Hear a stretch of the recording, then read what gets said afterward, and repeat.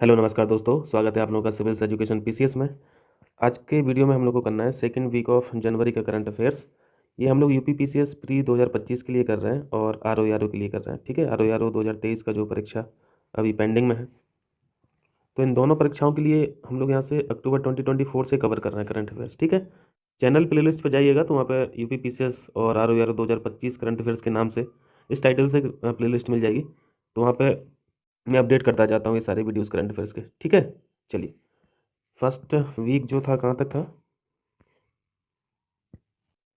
हाँ देखिए, यहाँ तक हो गया था। फर्स्ट वीक में हम लोगों ने ये लास्ट टॉपिक पढ़ा था। फर्स्ट वीक में निर्धनता पर जो एसबीआई की रिपोर्ट आई थी, इसके डेटा देखे थे, इसकी फाइंडिंग्स देखी थी। पहला टॉपिक करेंगे हम लोग गुरु गोविंद सिंह जी की जो जयंती को ऑब्जर्व किया गया है। इसमें देखो एक ही करंट अफेयर्स अभी फिलहाल तो इंपॉर्टेंट है, जो हम लोग बाल वीर दिवस पढ़ते हैं, है ना, 26 दिसंबर। बस उस वजह से मैं इसको मेंशन किया हूँ इस टॉपिक को। बाकी कुछ हिस्टोरिकल फैक्ट भी कभी कभी पूछ लेता है, तो इसको देख लेंगे, ज़्यादा समय नहीं लगेगा। अभी करंट में ये सारी चीज़ें थी। 358 भी जो जयंती थी, इस जयंती पर इनको श्रद्धांजलि दी गई है। 10वें गुरु थे, ये भी हम लोग जानते हैं, सिख धर्म में 10 गुरु थे, ये अंतिम गुरु थे। इनकी जयंती को प्रकाश उत्सव के रूप में मनाया जाता है। अब यहाँ पे देखते हैं थोड़ा इनके बारे में। बिहार में इनका जन्म होता है। फादर इनके कौन थे? जो नवे सिख गुरु थे उनका नाम था गुरु तेग बहादुर। ये भी हम लोग जानते ही हैं, है ना। खालसा पंथ की स्थापना की थी इन्होंने। खालसा पंथ यानी ये जो इन्होंने अपने समुदाय को योद्धा समुदाय में जो कन्वर्ट किया था, वो काम इन्हीं का था। 5 का को प्रस्तुत किया था इन्होंने: कंघा, केस, कड़ा, कृपाण और कच्चेरा। कच्चेरा यानी शॉर्ट्स। तो ये 5 का जो इन्होंने प्रिंसिपल दिया था, ये फॉलो भी करते हैं आज भी सिख धर्म के लोग। इनके बेटे जोरावर सिंह और फतेह सिंह बच्चे ही थे, छोटे थे, है ना। सरहिंद के गवर्नर वजीर खान ने इस्लाम धर्म अपनाने से इनकार करने के कारण इन दोनों की हत्या कर दी थी। ठीक है, तो इसी शहादत की वजह से ऑब्जर्व भी करते हैं 26 दिसंबर को। तो ये नया दिवस है, तो ध्यान रखिएगा। एक बार पूछा था, है ना, ये क्वेश्चन एक बार पूछा था डेज में। बेटों की शहादत को याद करने के लिए वीर बाल दिवस ऑब्जर्व करते हैं 26 दिसंबर। क्लियर है? चलिए दूसरा टॉपिक है प्रथम मत्स्य पालन क्लस्टर के बारे में पढ़ेंगे। फर्स्ट है इसलिए इंपॉर्टेंट है। मत्स्य पालन क्लस्टर, इसमें क्या होना है पहले तो ये सीख लेते हैं कि इसको जो शुरू किया गया है सिक्किम में, सिक्किम के सोरेंग जिले में इसको शुरू किया गया है। उद्देश्य क्या है इस क्लस्टर का? उद्देश्य बहुत सिंपल सा है लेकिन बहुत कारगर है ना। मछली का जो उत्पादन आप कर रहे हैं वो बायोटिक होना चाहिए, ठीक है, जैविक होना चाहिए। एंटीबायोटिक, रसायन, केमिकल, कीटनाशक, इन सबसे मुक्त होना चाहिए। ठीक है, यह क्लस्टर प्रधानमंत्री मत्स्य संपदा योजना जो चलती है इसके अंतर्गत बनाया गया है। इस स्कीम के बारे में पूछा जाता है। स्कीम के बारे में हम लोग जानते हैं। लॉन्च ईयर जान लीजिए, ये मैचिंग में काम आता है। 10 सितंबर 2020 की योजना थी। ठीक है, प्रधानमंत्री मत्स्य संपदा योजना, उसी के तहत ही क्लस्टर बनाया गया है सिक्किम में। क्लियर? चलिए अब देखते हैं स्कूलों में इनरोलमेंट कैसा रहा।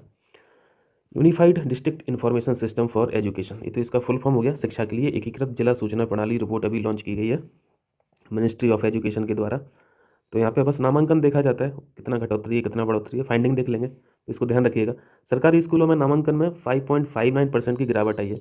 स्टेटमेंट के लिए ध्यान रखना, सरकारी स्कूलों में इनरोलमेंट जो है वो 5.59% की गिरावट है। ठीक, निजी स्कूल में भी गिरावट है लेकिन थोड़ा सा परसेंटेज कम है। तो 2 स्टेटमेंट यहाँ से बन गए हैं। सरकारी स्कूलों में घटोतरी दिखा देगा, निजी स्कूलों में बढ़ोतरी दिखा देगा, तो गलत कर देना, दोनों ही जगह इनरोलमेंट की कमी है। अगर अलग अलग देखें तो बॉयज़ के नामांकन में 6.04% की कमी है और गर्ल्स के इनरोलमेंट में 5.76% की कमी है। तो कम से कम कमी तो याद ही रखना, डेटा भले याद ना रहे एग्जैक्ट 6% और 5%।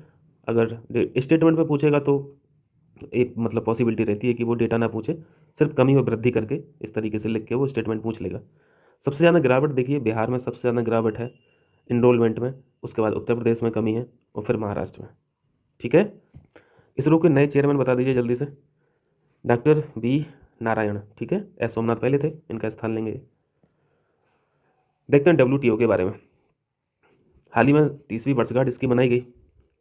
ये सब तो हम लोग को नहीं पढ़ना है, ये तो करंट की वजह से ये टॉपिक न्यूज में है। डब्ल्यूटीओ जो संस्था है न्यूज में है, तो इसके जो बेसिक प्रिंसिपल्स हैं उनको सीखेंगे, कब क्या क्या हुआ ये भी सीखेंगे। फंक्शन क्या है इसका? डब्ल्यूटीओ क्या करता है भाई? दुनिया भर में जो ट्रेड चल रही है ना, ट्रेड को ऑर्गेनाइज करता है, खासतौर से उन देशों की ट्रेड को ऑर्गेनाइज करता है जो इसके मेंबर है। ठीक है, तो लगभग लगभग सभी देशी मेंबर हैं। ग्लोबल ट्रेड को रेगुलेट करना इसका मेन एम रहता है, काम रहता है। 1995 में डब्ल्यूटीओ का गठन होता है। ठीक है, पहले डब्ल्यूटीओ नहीं था, पहले क्या था, गेट के नाम से ये संस्था चलती थी। खैर गेट के काम बहुत सीमित थे, डब्ल्यूटीओ का तो काम बहुत एक्सपेंडेड है। जब गेट गेट का फुल फॉर्म देखिए पहले, general agreement on trade and tariff. यही जो संस्था है गेट, ये गेट यही ट्रेड का मैनेजमेंट देखती थी पहले ग्लोबल लेवल पर। ठीक है, बट लेकिन गुड्स, बस गुड्स का देखती थी, वस्तुओं का देखती थी। सर्विस, इन्वेस्टमेंट, ये सब ये काम नहीं था गेट का। चूंकि रिप्लेस हो गई थी फिर 1995 से, फिर WTO हुई, रोल में आ गई, तो फिर सारे काम ये देखने लगी। 1948 से 1995 तक गेट ही ग्लोबल ट्रेड को रेगुलेट करता था, मुख्यतः वस्तुओं का, गुड्स का व्यापार देखता था, सर्विस काउंट नहीं थी, ठीक है। लेकिन WTO में गुड्स भी है, सर्विस भी है, इंटेलेक्चुअल ये जो प्रॉपर्टी है, इससे संबंधित व्यापार जो है सभी को देख रहा है WTO। हेडक्वार्टर जिनेवा, हम लोग स्विट्जरलैंड पढ़ते हैं। चलिए यहाँ पे देखेंगे ब्रिक्स का नया मेंबर बन गए भैया इंडोनेशिया। ये परमानेंट फुल मेंबर हो गए इंडोनेशिया, ध्यान रखना। ब्रिक्स के 10वें मेंबर ये बन गए, ठीक है। बाकी ब्रिक्स के बारे में तो जानते हैं, इमर्जिंग इकोनॉमीज़ जो है इनका एक संगठन है, एक ब्लॉक है, अब ब्लॉक ऑफ इमर्जिंग इकोनॉमीज़। ये भी हम लोग जानते हैं कि ब्रिक शुरुआत में ब्रिक्स नहीं था, ब्रिक था, है ना। एस जो है ये बाद में जोड़ा गया था, ब्रिक्स का जो एस है ये बाद में जोड़ा गया था। ओरिजिनल ब्लॉक यही था ब्रिक के नाम से, ब्राज़ील, रसिया, इंडिया और चाइना मूल रूप से संस्थापक जो थे यही थे। 2010 में फिर साउथ अफ्रीका ने एंट्री मारी है ब्रिक में, तो ब्रिक बन गया ब्रिक्स, ठीक है। 2024 में फिर ईरान ऐड हो गया, UAE ऐड हो गया, इथोपिया भी ऐड हो गया, इजिप्ट भी हो गया। सऊदी अरेबिया ने अपनी कंसेंट वापस ले ली थी, तो ये नहीं है, ठीक है। तो यहाँ तक तो 9 हो गया था, इजिप्ट तक 10वां मेंबर हो गया इंडोनेशिया। टोटल मेंबर अब वर्तमान में कितने हैं? 10 मेंबर हैं। ये 9 जनवरी 2025 तक की स्थिति है, हो जाएगा। चलिए एक क्वेश्चन कीजिए, हाल ही में भारत का ऐसा कौन सा राज्य है जिसने अपने वन पारिस्थितिकी तंत्र को ग्रीन GDP से जोड़ा है? ये इंपॉर्टेंट क्वेश्चन है, छत्तीसगढ़। ग्रीन GDP का क्या मतलब है? बहुत आसान है, सामने लिखा है, पढ़ लीजिए। आर्थिक गतिविधियों उत्पादन के क्रम में नेचुरल रिसोर्सेज जो हैं इनमें होने वाली कमी, पर्यावरणीय क्षरण, प्रदूषण जैसे कारकों को शामिल किया जाता है। और इन सभी का जो लॉस हुआ, नेचुरल रिसोर्स का लॉस हुआ, पर्यावरणीय क्षरण हुआ, ये पॉल्यूशन जैसे कारक आए, इन सभी की कॉस्ट को कट कर दिया जाता है, हटा दिया जाता है, तब जाके ग्रीन GDP बनती है, ठीक है। यानी एक तरीके से ये भी बोल सकते हैं कि आपकी जो भी इकोनॉमिक एक्टिविटी है आपकी कंट्री की, है ना, तो उन सब एक्टिविटीज़ में ये सारी चीज़ों को ध्यान में रखा जाता है कि कोई एक्टिविटी ऐसी ना हो, कोई स्कीम ऐसी ना हो, कोई लॉ ऐसा ना बन जाए, कोई रूल ऐसा ना बन जाए जिससे पर्यावरण को नुकसान हो, ठीक है। अब ग्रीन GDP पढ़ रहे हैं तो इनका नाम भी जानना जरूरी है, साइमन कुजनेट्स, बहुत बड़े अर्थशास्त्री रहे हैं। GDP की संकल्पना इन्होंने दी है ना, GDP क्या होती है, साइमन कुजनेट्स साहब ने बताया। ये कहते हैं कि पारंपरिक GDP जो है, अगर ग्रीन GDP के फैक्टर को आप काउंट नहीं कर रहे हैं तो फिर वो पारंपरिक GDP है। तो ये कहते हैं कि पारंपरिक GDP से किसी देश के वास्तविक कल्याण का संकेत नहीं मिलता, आपको अपनी GDP को ग्रीन GDP में लाना पड़ेगा। ग्रीन GDP है क्या? ये जो आपकी नेशनल डोमेस्टिक प्रोडक्ट है इसमें से क्या हटा देना, ये जो लॉस हो रहा है ना, नेचुरल रिसोर्स का लॉस हुआ, इसकी जो लागत है, इकोसिस्टम क्षरण हुआ, इन सब की कॉस्ट को हटा देना है, तो ग्रीन GDP बन जाएगी। चलिए क्वेश्चन इंपॉर्टेंट है, इसको देखिए। हम्माम, ये हम्माम क्या है? एक इमारत है, ठीक है, इमारत है। न्यूज़ में क्यों था? न्यूज़ में देखिए, ये जो इमारत है ना, इस पर कुछ लोगों ने भाई अपनी निजी संपत्ति इसको घोषित कर दिया वेबसाइट पे जाके। तो अभी इलाहाबाद हाईकोर्ट ने हाल ही में हम्माम की सुरक्षा के लिए बल तैनात करने का निर्देश दिया है सरकार को, क्योंकि कुछ लोगों ने वेबसाइट पर निजी संपत्ति होने का दावा किया था। बड़े मस्त मस्त लोग हैं भाई।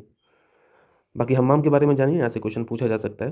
तुर्की शैली की इमारत है जिसका निर्माण जहांगीर के शासनकाल में 1620 में अली वर्दी खान द्वारा किया गया था। बाकी एक होमवर्क है आपका, ये हम्माम जल्दी से सर्च करके बताइए कहाँ पर है, ठीक है। ये होमवर्क है आपका, कमेंट करके बताइएगा।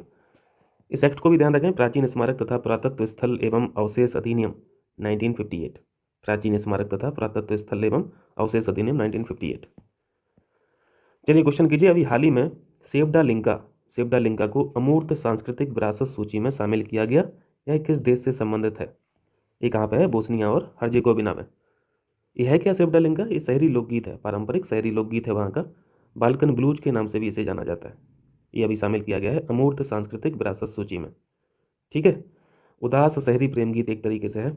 लोकेशन जान लीजिए, ये मैपिंग से क्वेश्चन इंपॉर्टेंट है। इटली देख रहे हैं ना, ये इटली है।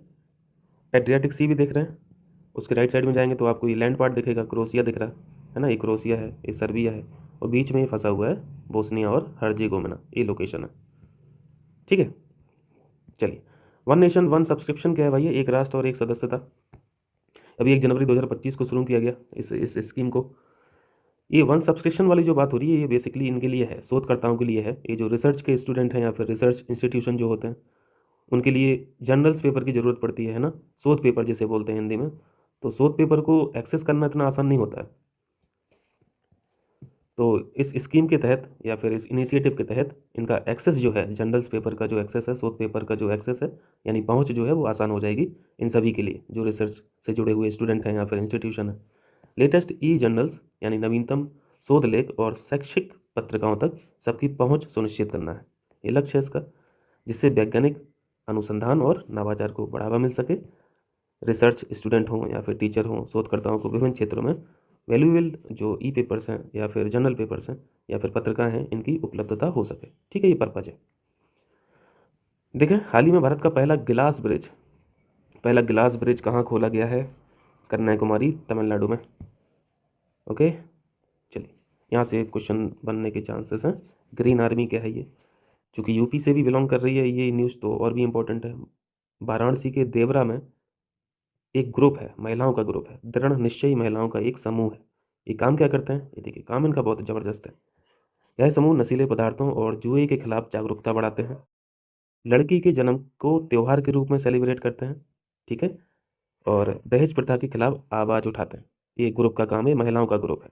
इस आर्मी ने अपना पहला कार्य जो है ये चप्पल बनाने वाली फैक्ट्री की स्थापना के साथ शुरू किया था, और जो इस फैक्ट्री में जो पहली जोड़ी चप्पल बनी, इसी चप्पल को गिफ्ट किया गया था मोदी जी को। पहली जोड़ी चप्पल पीएम मोदी को उपहार स्वरूप भेजी गई थी। इसी वजह से ये ग्रीन आर्मी जो है ये न्यूज़ में थी। ठीक है, तो ध्यान रखिएगा। और बनारस से बिलोंग कर रही है, जगह भी ध्यान रखना है। नेशनल ह्यूमन राइट कमीशन के नए अध्यक्ष, इनका नाम है न्यायमूर्ति वी राम सुब्रमण्यम। याद रहेगा। चलिए, टोडा जनजाति के बारे में क्या जानते हैं? टोडा जनजाति बिलोंग करती है तमिलनाडु से। ट्राइब्स में मैचिंग में क्वेश्चन आता है, तो एक तो चीज़ सीख ली हमने, टोडा जनजाति तमिलनाडु से बिलोंग करती है। इनका एक महोत्सव है, मोदबेथ महोत्सव।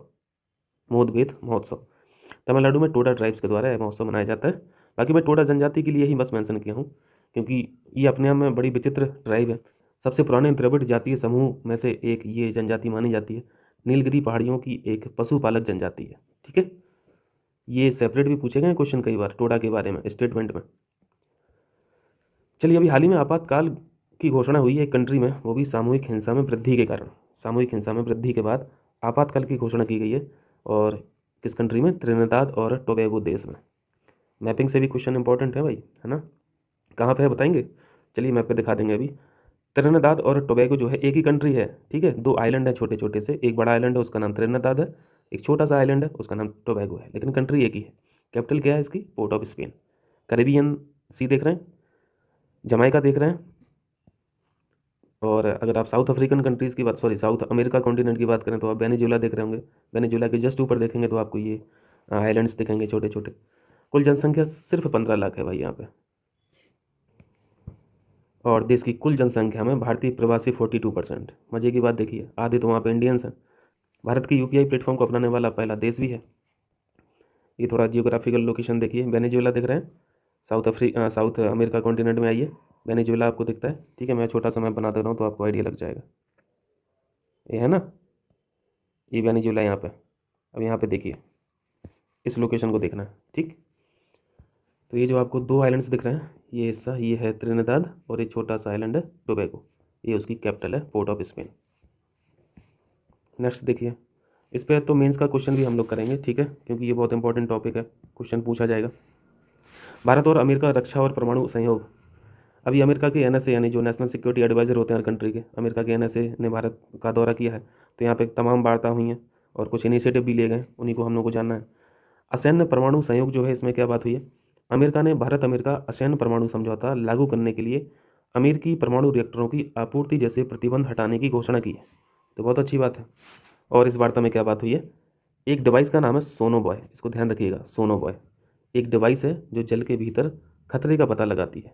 इसके सह निर्माण पर भी सहमति बनी है, अमेरिका और इंडिया इसका निर्माण करेगा सोनोबॉय का। तो पानी के अंदर जो भी खतरा होगा ये डिवाइस हमें बता देगी। तो कुछ स्पेशल टाइप का होगा, ऐसा थोड़ी ना कि कोई डिवाइस होगी ही नहीं अभी तक, कि एग्जिस्ट नहीं कर रही होगी, कि जो पानी के अंदर खतरा को नहीं बताती होगी। अब इतना डिटेल से हम लोग को नहीं पढ़ना है, बस इस डिवाइस का नाम जानना है। यहाँ पे देखिए, भारत अमेरिका असैन्य परमाणु सहयोग समझौता जो है, इसको 123 समझौता भी बोलते हैं, 123 एग्रीमेंट, ध्यान रखना, 123 एग्रीमेंट भी पूछ सकता है। परमाणु ईंधन टेक्नोलॉजी और रिएक्टर तक पहुंच प्रदान करता है ये एग्रीमेंट हमारा अमेरिका के साथ, ठीक है। हम भले ही एनपीटी के सदस्य नहीं हैं, एनपीटी समझ रहे हैं ना, नॉन प्रोलिफरेशन ट्रीटी जो है, ये ट्रीटी बोलती है कि आप एटॉमिक एनर्जी से संबंधित कुछ भी कर रहे हैं ना, तो उसमें वृद्धि नहीं होना चाहिए, है ना। शांतिपूर्ण उसका यूज कर रहे हैं तो फिर एक अलग बात है। तो हम लोग एनपीटी के मेंबर नहीं भी हैं, तब भी हमें ये सारी चीज़ें इस समझौते के तहत काफ़ी कुछ हेल्प मिल जाती है, ठीक है। भारत ने अपनी परमाणु सामग्री को शांतिपूर्ण उपयोग की गारंटी के लिए एक वादा भी है ना, साथ में एक वादा भी है, शर्त भी है, शर्त भी बोल लीजिए, वादा बोल लीजिए, IAEA सुरक्षा उपायों के अंतर्गत रखने पर सहमति व्यक्त की है।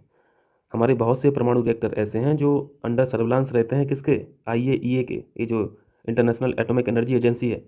भारत के कुछ परमाणु रिएक्टर को IAEA सुरक्षा उपायों के अधीन रखना पड़ता है और कुछ को नहीं रखना पड़ता है। और ये क्या पंगा है कि कुछ को रखना पड़ता है और कुछ को नहीं, तो ये मैं नीचे मेंशन किया हूँ, इसको देख लीजिए। जिन रिएक्टरों में इम्पोर्टेड यानी आयातित यूरेनियम का प्रयोग किया जाता है उनको अधीन रखना पड़ता है, ठीक है, IAEA के अधीन रखना पड़ता है। और जिन रिएक्टर्स में हम घरेलू यूरेनियम यूज कर रहे हैं तो इनको नहीं रखना पड़ता है, ठीक है।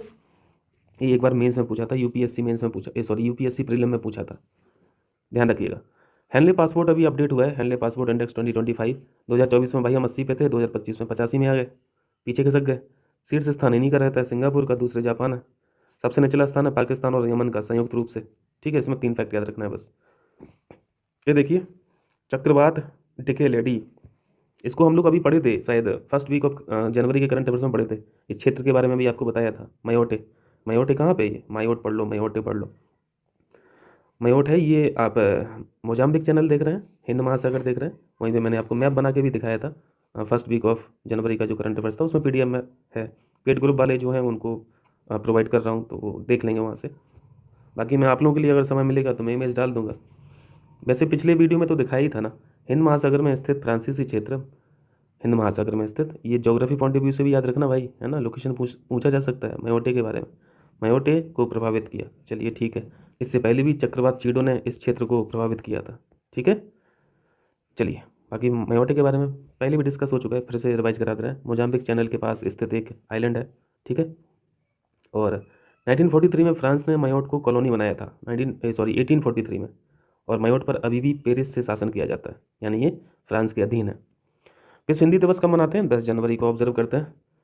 हिंदी को लेके हमारे कॉन्स्टिट्यूशन में क्या प्रोविजंस है, आर्टिकल 343 हम लोग पढ़ते हैं। यहाँ पे हिंदी और अंग्रेजी को, दोनों भाषाओं को आधिकारिक भाषा की मान्यता मिली है 343 में।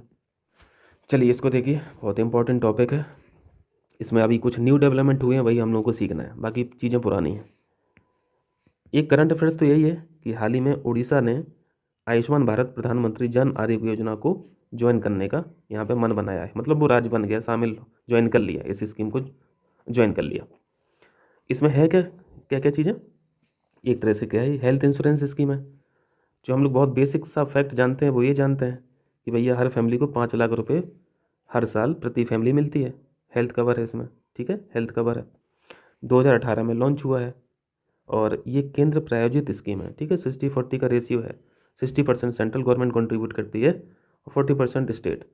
फिर भी स्टेट इतने मतलब रुचि क्यों नहीं ले रहे हैं इसको ज्वाइन करने के लिए, इस पर एक मुख्य परीक्षा का क्वेश्चन करेंगे हम लोग और ये क्वेश्चन आएगा, ठीक है। ये जो रेशियो है ये तो मैदानी भाग में जो राज्य स्थित है उनके लिए, पहाड़ी राज्यों के लिए और बड़ा है और यूटीज़ के लिए और ज़्यादा है कंट्रीब्यूशन सेंट्रल गवर्नमेंट का। और ऐसी यूटी जहाँ पे मतलब लेजिस्लेशन नहीं है, जहाँ पे विधानसभाएं नहीं है ना, तो वहाँ पे तो पूरा 100% का कवरेज है सेंट्रल गवर्नमेंट का अकेले ही। इकोनॉमिकली वीकर सेक्शन जो है इनको अफोर्डेबल हेल्थ केयर यहाँ पे एक्सेस कराया जाता है। 5 लाख की यहाँ पे हर साल प्रति फैमिली को हेल्थ कवर दिया जाता है। बेनिफिशियरी ये जो है इकोनॉमिकली वीकर सेक्शन, ये पता कैसे चलता है भाई कौन गरीब है, किसको मिलना चाहिए किसको नहीं, तो ये डेटा यहाँ से उठाते हैं, ठीक है। बेनिफिशियरी को कहाँ से आइडेंटिफाई किया जाता है, सोशियो इकोनॉमिक कास्ट सेंसस जो है हमारा, यहाँ से पता चल जाता है गवर्नमेंट को। तो यहाँ से वो बेनिफिशियरी लाभार्थी को सिलेक्ट कर लेते हैं, आइडेंटिफाई कर लेते हैं, फिर उस हिसाब से फिर फर्दर प्रोसीडिंग होती है। क्लियर है।